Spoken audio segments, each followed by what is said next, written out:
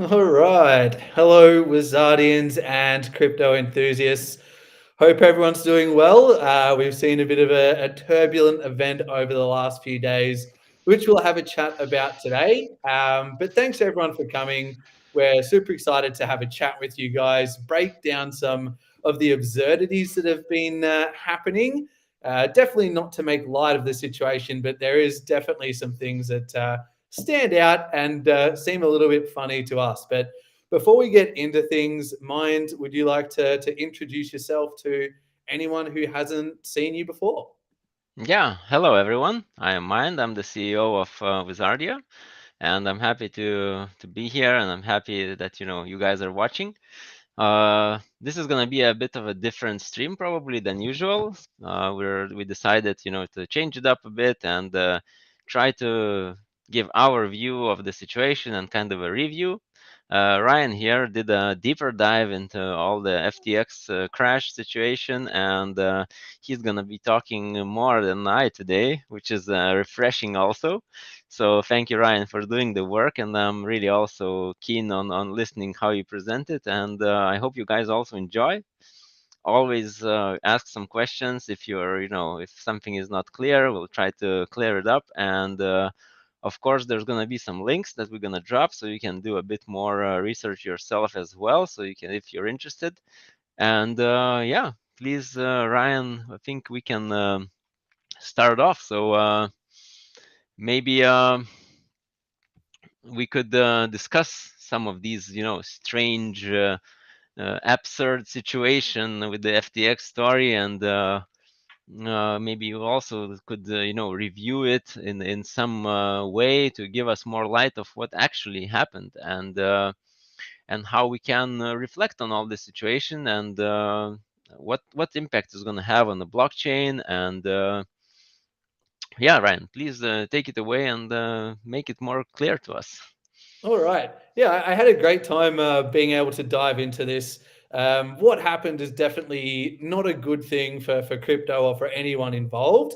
But the biggest takeaway that I had through the entire event and dive is that this isn't necessarily um, a reflection on us or our industry. This is purely just a reflection of one single person, possibly with malicious intent. We haven't quite got to an end of the story yet. So, any blockchain expert would agree that we need to take focus off the crypto industry here. Make sure that people understand that this was one bad person doing some bad things.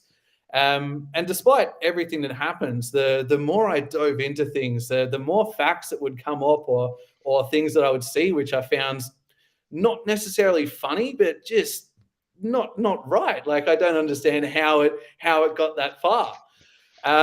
So just to really kick it off here, to make sure we're all on the same page, FTX is a crypto exchange, and Alameda Research Group was the hedge fund.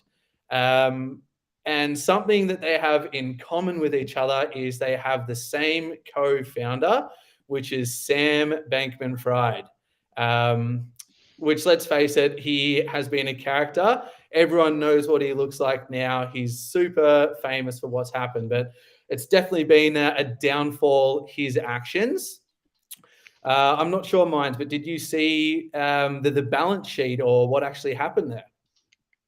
Yeah, I also did some reading several days into the situation, and I was watching what's happening and all the new like evidence or some rumors coming up. So yeah, I did, but I would definitely have a deeper dive together with you. And also, I'd like to say that yeah, I agree that this incident, at least in the enthusiast eyes, should be separated from the whole crypto industry.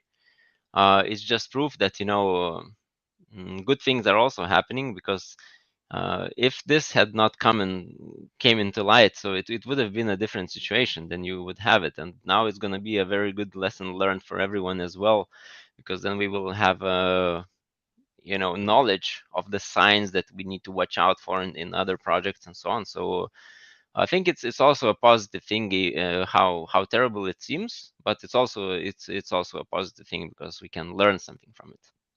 Exactly.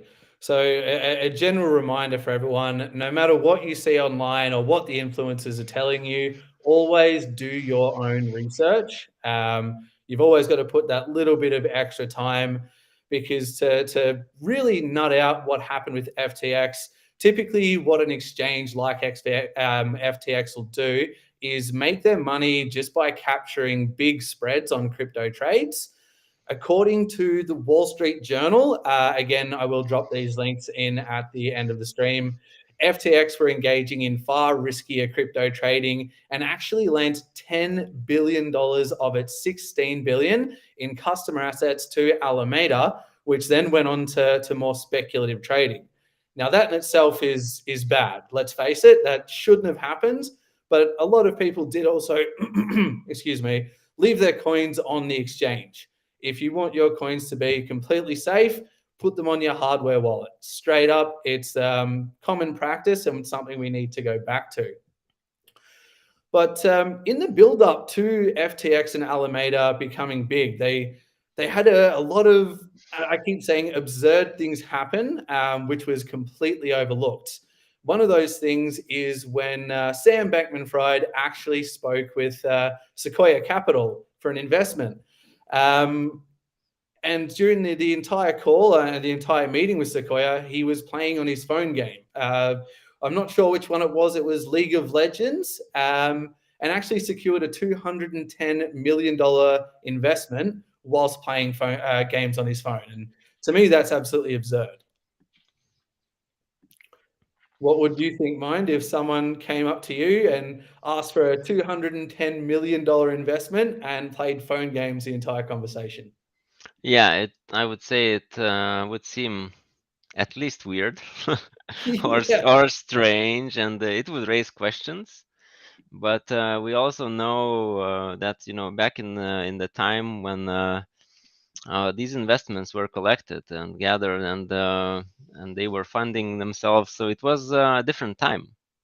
absolutely. Because we know, especially when looking at ourselves, when it's a bull market and it's bear market, you feel different, and the whole crypto space feels different. So when everybody had so much money, I think it was easier for them to make a decision, and it was not considered so strange because a lot of IT people and tech people have a tendency to play computer games once in a while. Of course, at first it's like a sign of disrespect, most likely, right? If someone is preoccupied with something else and is just strange. But these things, when dealing with those amounts of money, they should be considered, and it should be probably a yellow flag as a minimum. And I do agree. I wouldn't say it's a red flag. I mean, it's strange and it's disrespectful, but you never know who was in those calls, and how it was conducted. So it would be very interesting to maybe even watch a movie someday about the situation, so then you could feel yourself a bit more in this situation. So I'm not there to judge very fast, but I understand that all these things are piling up, and then you see that there were signs that something is wrong there. Yeah, I mean, between coupling that with his one of his investment raises last year, he aimed to raise and did raise $420 million over 69 investors. And I remember reading that last year and saying it to my girlfriend, who does not care for crypto at all. And even she we both had a laugh about it, but thought nothing of it and continued on. So there are definitely, as you say, some yellow flags, and things that really stood out. But realistically, something I'd love would be to hear his sales pitch, to hear what he said, because he was able to Yeah. fool many prominent figures from Tom Brady right through to Kevin O'Leary, who's quite a big name in the finance space, because either they had a mishap or Sam Bankman-Fried is a phenomenal salesperson that could rival even the best. Yeah, I agree with you. It would be very curious to see the pitch and to really listen into it. But as I say, it's probably a lot of depending on the whole situation and the context around it. because sometimes people have already invested even before the pitch call, because they know that this space is a good investment. They know some people Mhm. there, so some of the investment decisions, as for most of us, are emotionally biased. So you're not making a 100% logical decision, which would Yeah. probably be the good call. So you kind of trust your gut. So maybe those people did just that, and they were ignoring the science, quite actively, and just going in because they were expecting to get mad gains from it. Yeah, well, I think there was definitely a few more rash decisions than smart decisions, as you've mentioned. But of course, the most important thing is that we learn from this, continue to do our own due diligence, like CZ from Binance did, which we'll touch on as well. But always, always do your own research. Be safe with your crypto. Yeah, that's the main thing, as we said from the beginning, if you have to really, be a fan of the project, and or to be a fan of their background or whatever, just you have to have that trust, because it goes up and down, but the most important thing is, that if everybody runs, then you can kill any project you want. It's just a little thing. So it's like a house of cards. You if you start pulling something from the bottom, it's something bad happens. And definitely don't blow on it. Yeah. So, okay. So Ryan, so what happened? Like, how can you go from $32 billion company to basically zero overnight? And so what's up with that? Well, I had the same question. How can you go from a $32 billion valued company to zero? And it is a hell of a whirlwind. But the main concept here that we need to understand is at the end of June, Alameda Research, the hedge fund, they were supposed to have 14.6 billion dollars of assets. And from a leaked balance sheet, it actually was discovered that of all the assets, $3.7 billion worth of that was actually unlocked FTT, which is FTX's token. And the third biggest asset was a further $2.2 billion worth of FTT collateral. So basically, it's got a little backdoor there. SBF has his fingers in two different companies that are kind of sharing money. And I've got to ask, do you think that's superstitious or maybe just a little stitious? Uh, it's always this word, weird or strange, comes up with every situation that we discussed today. So, of course it's strange, and I don't really know how to comment, because it's still kind of a mystery to me how all this happened. I mean, I read the facts, I took a look, at our stream draft and so on, but a lot of things are just hanging somewhere in the twilight zone. That's it. It just gets more absurd. That's why I can't really call them points. It's just absurdities that happen throughout the story. And I actually did come across a fantastic website which has visualized the balance sheet a bit. So thanks to visualcapitalist.com for sharing this one. I will bring it up on stream now. But as you can see right here at the top, FTX had nearly $9 billion in liabilities, the majority of which were dominated in USD, while only having around 900 million in liquid assets. You can see obviously the chart here, but I am no accountant, I am no bookkeeper, but I can tell you right now, it does not take a genius to figure out that this is bad. And if your balance sheet looks like this, you should probably be doing something, or anyone investing into you should probably be seeing this for real. Now, taking a look through, is there anything that really kind of stands out to your mind? Well, it does not really stand out. I mean, it seems like they got caught in a lie. And another thing is that you should not still trust crypto fully when making a centralized exchange, because when it's centralized, it means it has to be backed with stuff. It's not like a decentralized exchange where you don't really have any liabilities of like banking in banking perspective, because they were sort of as a bank, acting as a bank. The only problem was they did not really have how to back their banking operations. So they probably had their own tokens, and they considered them, the backing value, and that's how they got so low. Because at some point they might have had all this amount of $9 billion, but the problem was that the token probably dumped a bit, and then also you had the situation of a panic that comes around with it, and then it seems that it crumbles very fast. So that's why it's usually good to back your token with something else, especially when you're an exchange and you're basically taking people's crypto and letting them trade on your platform, but you hold all the crypto. So that's the issue here, I think, with the transparency and risk management. Yeah, 100%. It's, yeah, like we keep saying, it's all about being smart with your crypto. And just to really break down the balance sheet here, again, it's something I will include in a comment below afterwards. So you can see the link here, but we've got $8.9 billion in liabilities, 900 million in liquid assets.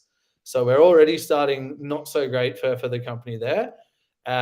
Less liquid assets at 5.5 billion, such astronomical numbers when you think about it.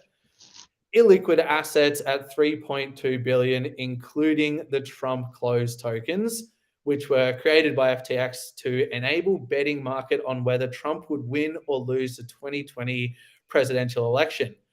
And this is something we won't dive into, but yes, there has been some ties to Sam and the political side of things and some influence there, but that's a whole nother concept.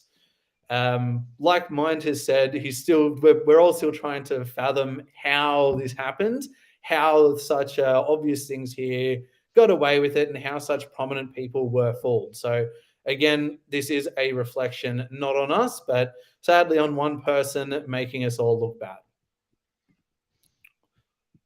Now, the issue with the FTX token as well, to really sum up what Mind was saying, is the token price of FTX was actually said to be propped up by Alameda, which was allegedly using the token as collateral to fund its further activities and trades on their own platform. So basically like Robin Hood, but they steal from everyone and kept it for themselves, and then tried to make even more money out of it. But that's the balance sheet. That's what kind of caused a little bit of issues. But most of the time, these balance sheets are kept between the company or kept internally, so we don't get an eyes on them. So the next step of really what happened after we take a look at the balance sheet was the leak. Did you follow CZ on Twitter at all, Mind, to see what he said or how that went down? I did not follow CZ on Twitter, but I read some breakdown of it in Reddit. So yeah, the situation is also interesting, and I think there's a bit more to that than the only surface story. I think there should be some personal stuff involved as well, because most exchanges and most guys that are trying to live up to Binance's size and then trying to compete with them. And FTX at the point was, a top 2, top 3 exchange, as I saw in daily volume and so on. So I think there was some personal stuff that they had unresolved, or maybe FTX guys said something at some point, accused him of something, and him being probably the most influential person in crypto right now is also something to do with it. So when they started doing the due diligence of the FTX situation, I think they already knew it before they started it. They Yeah. felt something was off, and that was the time. And since Binance is actually doing a lot of stuff, trying to legalize their actions and legalize their all the crypto exchange activity in most of the world, they're really pushing for crypto to be regulated in the right way, and they're really, I think, doing a really tough work on this. And yeah, and that's when they felt that if somebody is doing it the wrong way, or scamming people, that should be investigated. So it's just my opinion that what might have happened. I And I do see agree. Johnny asking for subtitles. So subtitles will be added after the stream, as I understand. So you could, yeah, spend some time, try to listen and practice your English. And later on, if you want to rewatch it, then there will be subtitles on when we go off the live. And then, when it's a video, not a live stream, then you will see the subtitles. Exactly right. It is hard to do live, so they will come.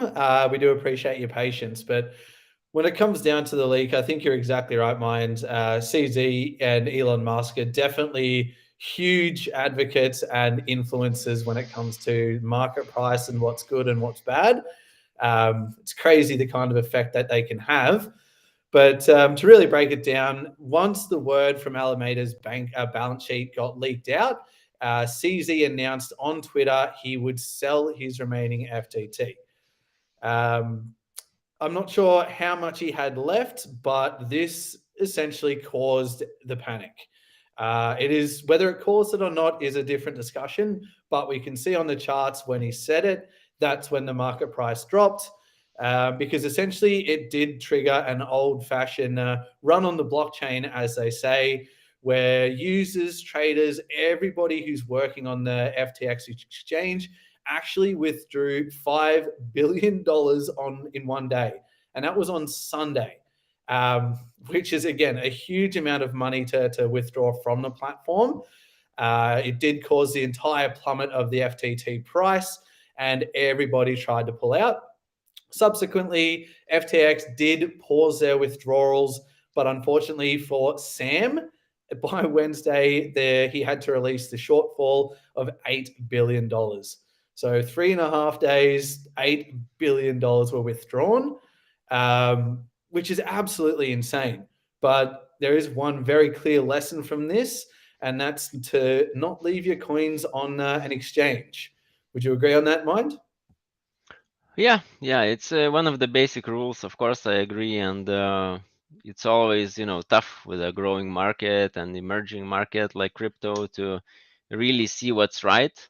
But already practice has shown that, keeping your crypto together with you somewhere, with a passphrase securely placed somewhere, and the crypto in a hardware wallet, it's a different story, because then you don't need a withdrawal. You just own the crypto. So that's the main lesson here, as always. It's not always a bad investment when something suddenly drops, but it was obviously some sort of illegal activities that were there, and it's called a scam, now. So that's why it draws also a bad press on crypto in general.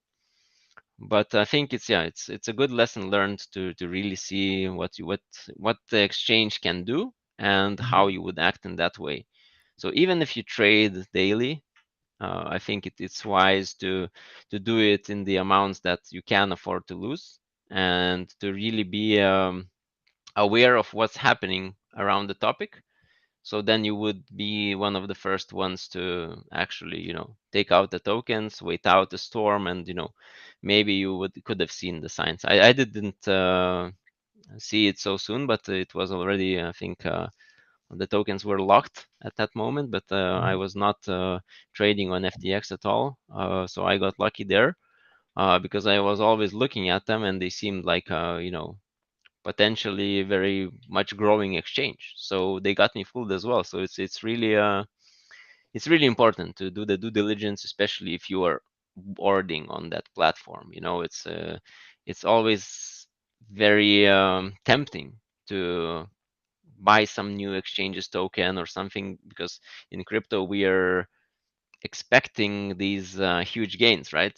All the time when we invest. So I think crypto is maturing in that way, and you will not see like 1000x in a day anymore. It's gonna be a bit less, but it's gonna be much more stable. And still, the market needs to clear itself from all this chaos and these mysterious situations where people just throw money, and it seems that it's going well, but actually it isn't. So I'm really waiting for the day when crypto will be closer to something more stable and more Mhm. predictive. And that's when the fun trading part really comes in. You really buy the rumor, sell the news. And now it's sometimes a bit too late to sell the news because the withdrawals are already blocked. So yeah, Mhm. so it's important to watch what's happening, and really research everything that you do.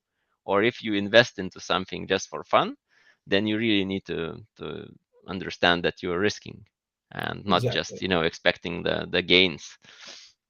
Exactly. And like we have mentioned as well, it is a reflection on one person. He sold everybody. We've already mentioned 420 million over 69 investors. And let's face it, that's something not even Jordan Belfort could make up. That's some real Wolf of Wall Street kind of stuff. But to really give an idea on how many fingers in pies that Sam have, here is an image that I came across in my research, and you can really get a glimpse on where he was at. And just starting at the top, you've got FTX right through to FTX US, which is a different story, which has ended up fairly much in the same place, Alameda and FTX Ventures. It's absolutely insane. He's got more fingers in places than a pimp in the 1980s. But looking at this here, Mind, what's your first thought on this? Well, he got around. Yeah, bit of a It's fun bike. it's usually you know not so bad, because most of the crypto people, they really diversify their profile. So I am not sure in what way he was connected to these companies, and I don't think it shines a bad light on them, because when you have that much money, or that much theoretical money, and you can move it around, I think it's smart, to actually diversify. So I'm not sure if it's a bad thing or a good thing, but the question is also how large the investments were made into these Mhm. companies. I don't see it here. So it's always about understanding what he was doing with these companies, and that would Exactly. be the main question for me, because the guy was investing. Okay, I mean, yeah, yeah, to really reiterate here as well, these are his investments. So these were companies that were relying on him. And when he, you know, pulled a rug over everyone's eyes and took a crap in the bed and then slept in it, these are the companies that actually copped quite a big effect and copped quite a bit of backlash from it too. So it is terrible to see what he actually did here, how many people were affected by this, and to again to go how deep on how much of a hero complex that he had, and whether or not he had good intentions or malicious intentions is again something for the courts and someone else to decide. But unfortunately, we are now seeing more than 134 companies declaring bankruptcy due to Sam Bankman-Fried, not because of crypto or blockchain, because of this one person, which really does suck for us. But there are lots of positives to learn from it. Again, being that crypto is something that cannot be forgotten, it can't be unlearned. It's only going to improve and get stronger, especially when faced with things like this. yeah. I can see Nereus is also asking about Sky Mavis, which are Axie Infinity developers, and he'd like to know our thoughts on it. So, as I mentioned, this I don't think it's always a bad thing. It doesn't mean that his investment was that big. Also, it also depends on what he did with those investments, if he got some tokens and what kind of an investment he made. So I don't think it's going to affect them directly, because X Infinity had a lot of investors as well, which is normal for most of the crypto projects. So hopefully, most of those investments were not the biggest part of what he invested in. And the other question is whether those investments actually reached these projects, because if it did, then it does not hurt them. The only problem is that if that investment was acquired illegally or in some way, so somebody might have a claim of getting it back. So we'll see that probably in the future. But at this moment, I don't think it affects most of these projects so much directly, apart from those who he was a big investor in. Exactly.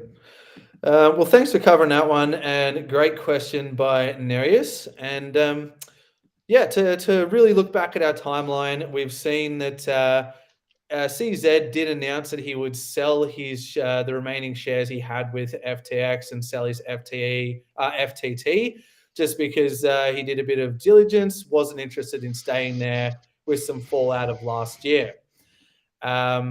And to really put some context here to make sure everyone knows the difference in size between Binance and FTX, Binance is the number one crypto exchange in terms of daily trading volume. And if you were to combine numbers 2 through to 10 together, Binance is still bigger.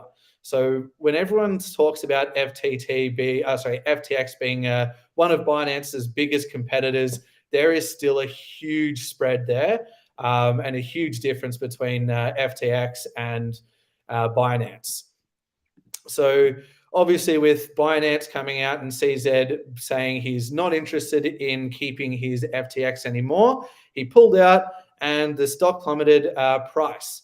From there, the withdrawals were banned by FTX, which means anybody who had money left on the platform had subsequently not been able to access it. So if you're one of those people, I am sorry that's happened. But again, a huge reminder to not leave all your money on exchanges.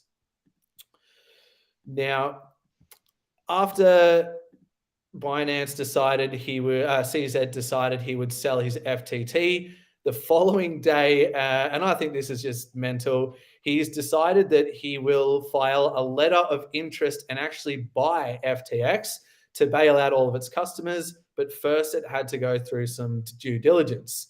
So we're already starting to see a roller coaster. Binance saying we're getting rid of you, Binance saying we're going to take you. So we're going up, we're going down. No one has any idea what's really happening behind closed doors. But the next day, literally a day later, CZ decided to do a full U-turn, pulled out of the deal, and cited due diligence, as well as also citing regulatory investigations and reports of mishandled funds. So how's that for a roller coaster of 3 weeks? 3 days, sorry. It's just absolutely mental to go from one point to the next in such a rapid time. Yeah, so I think we kind of touched on this before, so I think it fits right here that Binance probably already knew something was off when they started investigating. Otherwise, it would not have happened in such a short amount of time, So I think it was already happening for a while. The only thing was they needed to be sure, they had to have proof and so on. So I think that's most likely what happened. They actually, they knew that they were getting into, and the announcement on buying FTX was already part of this whole deal. Oh, I do agree. I think there was some elaborateness behind it. CZ is obviously a smart man. He knew what he was doing and is quite calculated from all reports and what I've read about him. But definitely something that shook everybody up. It went from bad to good, back to bad. But throughout this entire time, SBF was constantly reassuring customers that the FTT was stable, that they had assets. But unfortunately, FTX became worthless, insolvent. It had illiquid assets. The token price went down to, it plummeted. Just like a lead fart, it was at the bottom of the ocean, which actually did cause the same thing for Alameda Research Group. So when FTT token price plummeted, which was keeping Alameda afloat, Alameda went down as well, which went on to cause, as we mentioned, 134 companies to declare bankruptcy. I've got a list here. I'll bring them up as well. The last time that I checked, both websites, FTX Exchange and Alameda, were down. So combining that with the coupled effects of billions of dollars of withdrawals, FTX went to a bit of a dark place, and they also filed a Chapter 11 and went into bankruptcy as well. So I'm going to just pop up now the list of 134 companies that were reported to go into bankruptcy, starting with some affiliate companies of Alameda all the way down. It's some FTX groups as well, but absolutely insane how far this went and how many people were affected. One of my friends did mention there is more. I haven't had the time to look into that, however, so that's something I'll find out and add into the comments as well. But looking at this, Mind, what's your first impression? It's a huge web network of companies that were connected to FTX. As I understand, most of these companies were, umbrella corporations of FTX, basically. Mm-hmm. So, the sad part is that a lot of people probably lost their jobs, and other people, were also scammed as all the customers as well. So hopefully these people did not suffer so much, but in general, this is what you would expect. If this mother corporation actually fails and then they go bankrupt, it just makes sense that all of them are dependent on it. So in that way, I think it's understandable. The only question mark and the surprise for me is that the amount of companies is so huge. It is. Again, so many people got fooled into this. They were lied to. It was terrible for everyone involved. But again, so many lessons for us to learn from. And like you said, it is very, very deep how many people had some kind of impact here throughout the entire ordeal. I do have another image. I'm just struggling to get this one pulled up. So give me one moment. This is, there we go, Alameda Research, and of course, FTX's company portfolio, to really show how deep what they were doing is, and kind of more about that. Here we go. So I think this is a really good breakdown of where they were, where they had their fingers, from DeFi right through to infrastructure, data analytics to crypto financial services. they had it all. That's a huge portfolio. Yeah, yeah.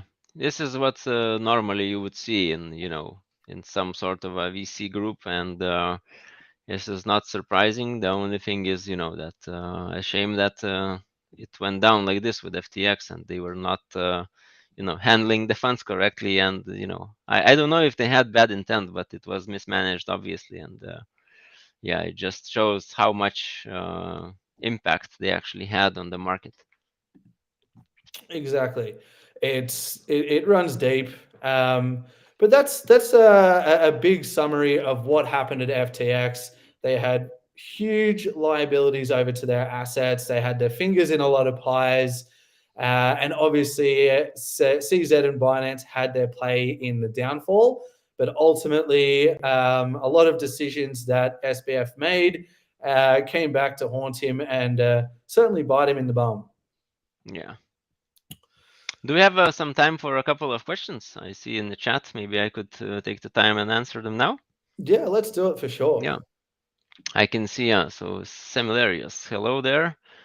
I have actually a question about Wizardia coin. Is there a coin level when the coin drops further due to crypto world at which it could get critical for Wizardia. So it's not like this. Compared to FTX, it's our token works a bit different. So it's we're not at risk concerning this. In general, the token price hurts us and hurts our investors, and the more people are selling it out, of course, the value drops. But it is not critical to the survival of Wizardia. The sales are kind of more important at this moment if we want to keep up the good work and keep up the pace. We have a reserve of investment as well, which we are using currently in this market, and we are developing the game. Of course, our marketing activities are a bit lower now, but we're focusing on the development of the game, and marketing will be more coordinated with the bigger updates and bigger game releases. So it's not to be compared to an exchange coin, which is connected and they're investing in something. Wizardia is not an investor in other projects, and that's why the token is just connected to the product and the community and the token holders. So even the price, if it goes down, it does not mean the project is dead. It just means that there's more room for it to grow afterwards. You can always expect at some times for a token to drop or rise. We're expecting it to be in much better health when more updates are out. And there's more questions. Will there be a new advertising campaign for Wizardia in the future? Maybe after the release of the alpha rental system. So the alpha version is out now. It's already playable. So maybe you meant beta. So with beta version and with more updates, we will be doing some marketing activities. They will not be the ones that are spread like all around the web, because that costs a lot of funds. But we are doing a more targeted approach on these marketing campaigns. So one of the main things is to get more game NFT gaming and like play to earn gaming communities such as guilds onboarded. We're doing that in parallel right now. We're talking to everyone, and most of the guilds are ready to play when the rental system that you mentioned comes out. So yes, there will be more marketing activities for sure, and there will be much more even when the game is nearing the 1.0 or like full release stage. And hello, Shishani. I can see he's saying hi to everyone. So very nice to see you here as well. It's a bit of a different stream, but it's always too nice to see you even in non-gaming stream. Yeah, I'm reading through everything. Great. Well, if there are any more questions, please drop them in. We love to be able to chat with everybody. And thanks for running down on the coin there too, and bringing a bit of more positivity on what's happening as well. From here, something that really kind of blew my mind with FTX was their corporate structure. I'm a man who enjoys simplicity. I think simple things work, and the more we overcomplicate it, the harder it gets. This particular corporate structure of FTX, have you seen that one at all yet, Mind? I have taken a look at it. I did not draw much conclusions from it, but it seemed very complicated. And Yeah. as from the recent events with Twitter, as well as we heard Elon Musk probably, or read Elon Musk on Twitter, that he said, there's like 10 managers per one programmer. So this might have been a similar case where, if you're swimming in the theoretical money and you're spending it too much, you're bound to really catch a bad break. But yeah, I don't see very clearly all the system, but it's enough to see Yeah, how that's it. complex and and really it might seem that there's something hidden under it. It's just crazy. I mean, I've seen labyrinths and mazes, and finding that special place is much easier than finding this. Yeah. This is mental. I couldn't believe it when I saw this. I tried to follow it. I tried to pick someone in charge or someone with responsibility. And I felt like I was just going round and round and round and round in circles. It's blown my mind. But like you said, it's in my opinion, and again, this is not fact or anything like that, but I do think that it is an idea or an example that actually shows straight up that there's something weird going on. Yeah, I see Dixon is saying that there were some of whistleblowers also from 2021 even. So yeah, sometimes yeah you can call them fudders, sometimes not. So I'm not really sure what was happening at the time in FTX. Probably someone had to know that they're not doing everything right. So yeah, maybe those whistleblowers were the ones who actually try to make it right. But it's really hard in crypto because you never know who is just wants to do harm for a project and they're just talking bad things about it, or it's the real thing. So it's really hard. I don't even have a comment on how you would avoid this kind of thing. Of course, doing your own research sometimes helps, but not. It's not always that you can actually get access to the most important information. Exactly. Especially, I mean, it was valued at $32 billion. He would have had things in place to hide and lie to avoid making things like this obvious. So again, a lot of people fell for his trap or his scam. But again, it's not necessarily all their fault. Things could have been done better, but he literally just tried to take people for a ride. And when I was looking this up, and this is going to be a bit more fun. But when I was looking into all of this, I remember certain things coming together, and I remember them happening last year. I remember seeing bits and pieces of it this year and it coming to light, but I never put it together under one person. When I found out that it was all tied to FTX and Alameda, I couldn't, I didn't understand it. I just thought it was absolutely absurd. A few red flags that really caught my attention was the people he was hiring, teenagers, people with little to no experience.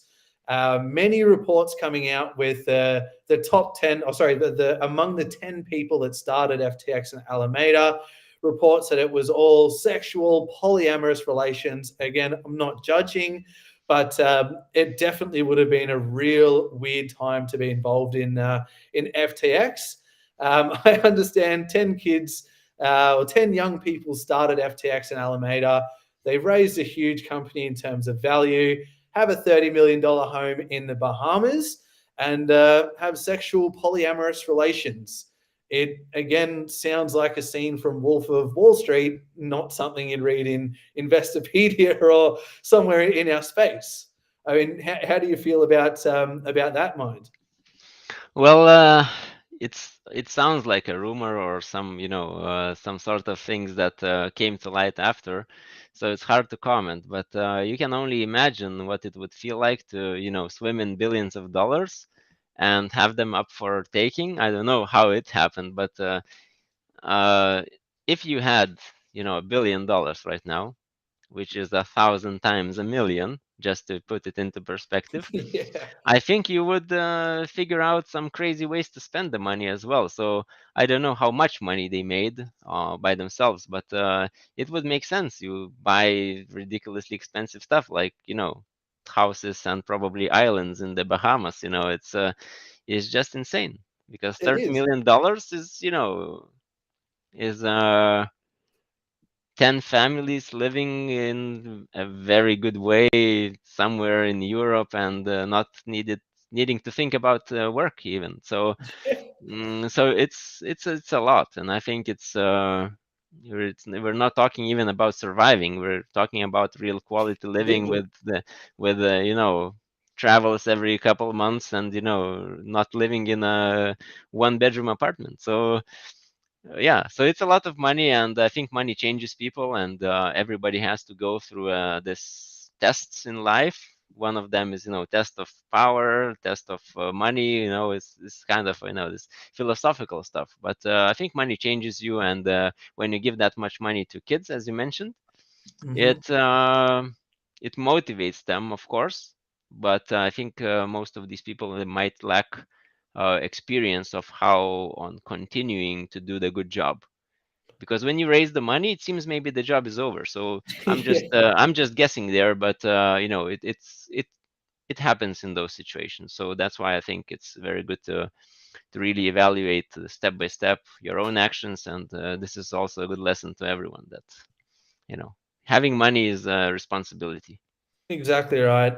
We all heard it from Uncle Ben in Spider-Man. With great power comes great responsibility, and money is a great power. It does change people. We see it every year with sportsmen that are young and sportswomen that have issues with fame and celebrityism.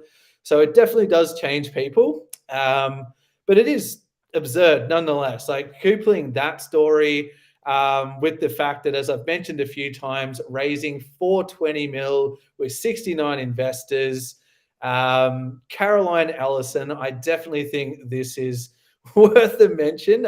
You've said it a couple of times, but anyone who's followed this story in a bit of depth may understand that Carolyn Ellison was the CEO of Alameda Research Group. Um, and I'm happy she got in to try something, I guess. But looking in hindsight at some of her actions and her interviews, I think there was definitely cause for concern and more due diligence needing to be done. One interview, I do know she goes on to talk about how she uses very little math in her job, elementary level math, and was thinking about a particular time where she lost a lot of money. Now, this is in a YouTube video. You can find it by searching in YouTube. I'll include it in the links as well. But again, there is so much yellow flags to cause you to look. And in terms of some of the funny tweets from Allison, I did save a couple. I'm going to bring them up now, one at a time. Um, it is a bit blurry, so I do apologize. But when I first started my foray into poly, I thought of it as a radical break from my trad past. But to be honest, I've come to decide only acceptable style of poly is best characterized as something like imperial Chinese harem. None of this hierarchical beep. Everyone should have a ranking of their partners. People should know where they fall in the ranking, and there should be vicious power struggles for the higher ranks. That to me is kind of a weird thing to put on social media. Would you? What do you think, Mike? Uh, well, my first thought that comes to mind is it's a bit radical. Yeah. Uh, some people do this when they seek attention. Mm-hmm. Some people do this while being of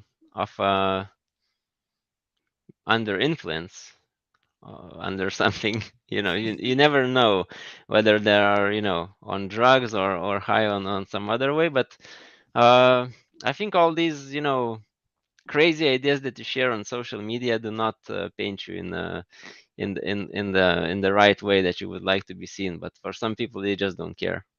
Yeah, I know you mentioned you're not sure, like maybe people are doing this under the influence. Perfect segue into one of her other tweets. Nothing like regular use to make you appreciate how dumb a lot of normal, non-medicated human experience is. Yeah, Now, that's why drugs are illegal in most of the world, because yeah, it gives you a different experience in life. I mean, I agree with this statement in a way that let's say you have two beers and everything seems easier, right? So that's mhm. that's kind of the point of all the influences that you can get upon yourself with controlled substances or illegal substances, whatever. So it's a logical thing to state, but it's this is more or less a red flag, I would say already. You Yeah, can go into that category like because swearing at children. yeah, It's not illegal, but you probably shouldn't be saying it out loud or doing it in general. you shouldn't be doing it, and saying Yeah, it, it's like promoting drugs, right? You're saying exactly. that this is good for you, and if you read the research and so on, so the research is going positive with some of, controlled substances which are legal, and medicinal and in many ways. And this just amphetamine that was mentioned, this is just crazy. I mean, it's one of the worst and easiest, easily accessed things that you could get on your hands. And it really, messes with your brain. I Absolutely. mean, it's something that it's used medicinally, as I understand, as well, for weight loss and so on. But they're highly addictive, and they really mess with your brain. So I think it's a red flag, and you should not be saying it or doing it by any means. Exactly. And that's what I mean. We're mentioning it a few times throughout the stream here. So many absurd things kept happening. From everything we've discussed, it just seemed to be one strange event that shouldn't have happened after the next, which, when put together, just looks like how did it get missed? Unfortunately, we don't know how it got missed. We do know that it happened and that it wasn't great. But the most important thing that happened is what's next and how we as a crypto community can respond to this and what we can do better. So, focusing on the problem is always going to produce more problems. I think we should be focusing on solutions. So, when it comes down to what's next and what does this mean for crypto, what are you kind of feeling, Mind? Uh, we kind of touched on this a bit before. I think it should come out as a good thing, and in the end, now it's terrible, and I feel terrible about it. I feel, stressed about it. You try to, educate yourself, but you also try to find a positive outcome. So uh, until the next bull run, we have all these situations, and we might hear more of these stories with some other things. So that's why we have to stay positive about, what we can actually change. So what we can change is to really secure our own crypto, think about, investments and buying the dip more accurately, and try to protect our funds. I think it's just another lesson for everyone, which was not made by you, me, or somebody else. So we're trying to figure out, how to survive the bull market, but our goal is, the product. So with FTX, they had the product, it seemed okay, but the problem was that, they were a different sort of corporation, and it touched, millions of people all around the world. And to avoid this, I think there will be more steps taken in the future legislation in the world, which will protect the user more, and which will, make the barriers that we need to actually, start an exchange. It would be more official and so on. So I think this is the next step that needs to happen in order for everyone to feel more stable.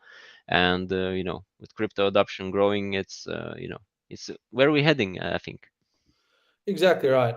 No point in looking at the past. Like Timon and Pumbaa say, Hakuna Matata. We can't change it. We need to pick the lessons that can be learned from it. I can't emphasize enough that this is a thorn in the side, a big thorn in the side, but it has nothing to do with crypto, blockchain, or the use of it. It's literally just one bad person doing bad things. That's the responsibility. And despite everything that's happening, the adoption rate of crypto this year alone is fantastic. I did find in a website something I can include as well. From January through to September this year, we've seen crypto grow at a rate of 275%, almost 3 times, which is absolutely phenomenal. So keep spreading the crypto love, guys. Keep making sure that we're doing our own research. Don't trust influencers without looking further into things. Make sure we do all the research there because it really is the key to being safe. So it has been a tough market. I think at the end of this particular run, when we start to see things to be a bit more bullish, we will see projects start to thrive. I do get a look inside Wizardia and see how much we're building, what's actually happening, and this will be a real time for projects to beat this test and come out stronger on top. Yeah, yeah, of course, you're very right, Ryan. And I think what's another thing worth to mention is that all the bull runs are lessons learned. And this time, the crypto community took a big hit, but also it will come out stronger after this. And we've seen all the ups and downs of Bitcoin and then of the crypto market, because Bitcoin was the crypto market at first. So you can see it comes out on top somehow at some point. So I really wish and hope for this to happen as soon as possible. But also I understand to become more stable, it also needs some time. So I hope we survive this time and we thrive at the end altogether. Exactly right. I know Andreas Antonopoulos, he has a very famous saying. He's a bit of a Bitcoin king. Not your keys, not your wallet. Make sure you're safe, guys. Keep it all locked up in a hardware, a cold wallet. Keep it offline. Don't give your seed phrase to anyone. They are your private keys, your private seed phrases for a reason. And in the all famous words of Kelly Clarkson, the musician, what doesn't kill you only makes you stronger. So there we go, guys. That's pretty much a sum up of what happened, what we've got to look forward to. And again, really reiterating that we're going to be fine. We're going to pull through strong, not just Wizardia, but crypto as a whole. So thanks everybody for coming. It was great to chat with you. Dixon, your comments through the chat have been absolutely fantastic as well. I really enjoyed your input. Make sure to tune in again on Thursday, guys. We've got a game stream coming up with a bit of a Wizardia trivia. So check it out. We've got some prize as well for the winner. But yeah, thanks for coming, everyone. It was good to see you. Any last words from the boss man? Yeah, very nice presentation, Ryan. Thank you for this. I also learned a couple new things and took another turn because I haven't discussed this topic so much with somebody. We just exchange a few words and exchange news. So yeah, I think it's been an interesting one. I hope we will have more positive streams in the future. But it's always good to to learn and to understand what's happening so we can all improve in the future. And thank you everyone for coming, and thank you for supporting us. And see you on Thursday. Absolutely, guys. Virtual high five to everyone watching. Take it easy, guys.